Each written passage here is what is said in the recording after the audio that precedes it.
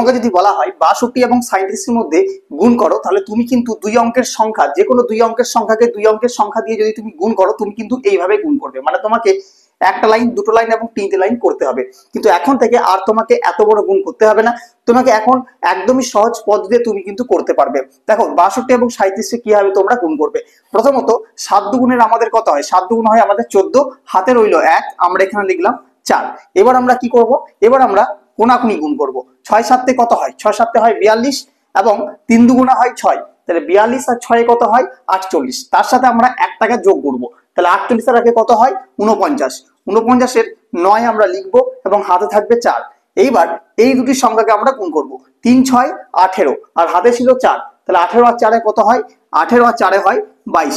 দেখো উত্তরটি আমাদের কিন্তু মিলে গেছে। তাহলে এখন থেকে আর তিনটে লাইন নয়, একটা লাইনে কিন্তু তুমি এই সহজ পদ্ধতিতে, এই সহজ ট্রিক্সে তুমি যে কোনো দুই অঙ্কের সংখ্যাকে সহজেই গুণ করে নিতে পারো।